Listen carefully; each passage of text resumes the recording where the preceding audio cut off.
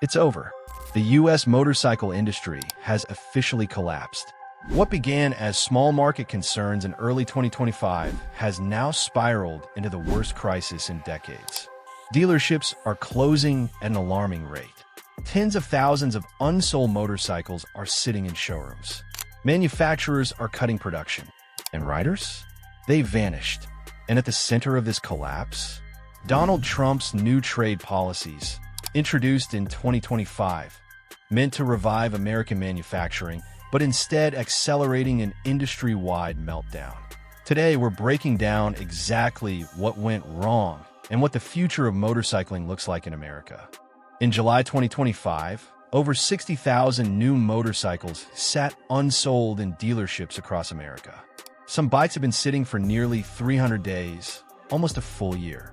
Foot traffic at dealerships is down 38% year over year. Online inquiries have dropped 50%. Even massive discounts, $4,000 off touring bikes, 0% financing, free accessory bundles, aren't working.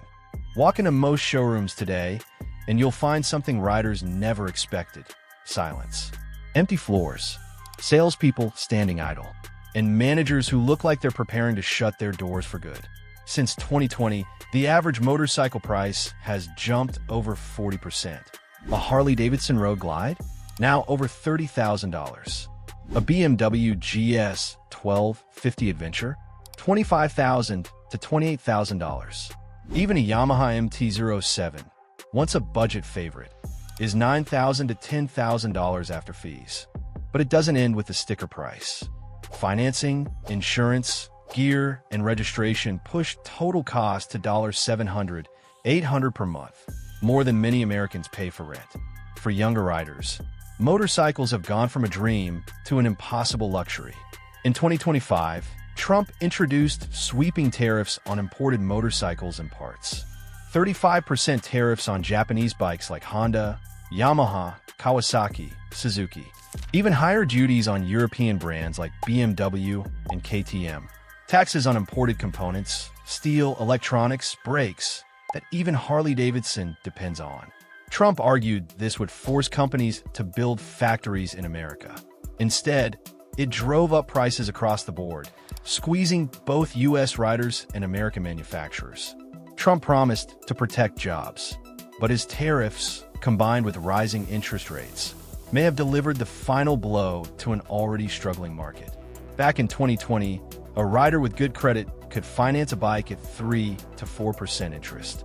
In 2025, that same rider faces 9, 11%, and up to 18% for used bikes. 1 in 4 new motorcycle buyers now carries a $500 plus monthly payment. Repossessions are up 31% year over year, the worst since the 2008 financial crisis. Auction houses are flooded with repossessed bikes selling for 40 to 50% below retail.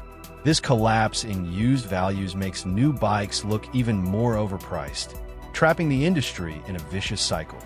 Since January 2025, over 120 dealerships have shut down permanently, one every 2 days. Here's why. Most dealers don't own their inventory. They finance it through floor plan loans, paying monthly interest as bikes sit unsold. When motorcycles sold in weeks, this was fine. But now, with bikes stuck for 250 to 300 days, dealers are bleeding cash. Many are spending more on loan interest than they earn from sales. Even big dealership groups are consolidating, closing locations, and laying off staff. Harley-Davidson has cut output by 35%. Indian Motorcycle has suspended dealer allocations. Honda reduced shipments by 20%.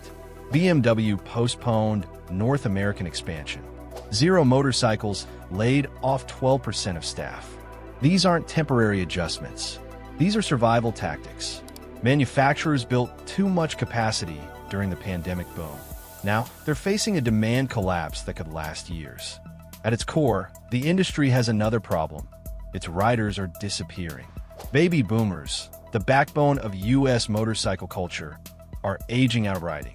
Millennials and Gen Z aren't replacing them. Why? Insurance costs are too high. City living leaves no space for bikes. Motorcycles aren't seen as essential, just an expensive hobby. For younger generations, freedom comes from technology and travel, not two wheels. Industry experts predict consolidation, bankruptcies, and a total reset. The winners? Brands that focus on affordable, reliable bikes, electric two-wheelers, utility over luxury. The age of the $30,000 cruiser is over. The future may belong to smaller, leaner, and more practical machines. 60,000 unsold motorcycles. Dealerships shutting every 2 days. Repossessions at 15-year highs. Tariffs raising costs. And an entire generation walking away from riding. The golden age of motorcycles in America is over. What comes next will be a very different industry, if it survives at all. What do you think? Are Trump's trade policies to blame? Or was the collapse inevitable? Drop your thoughts in the comments, and don't forget to like, share, and subscribe for more deep dive reports.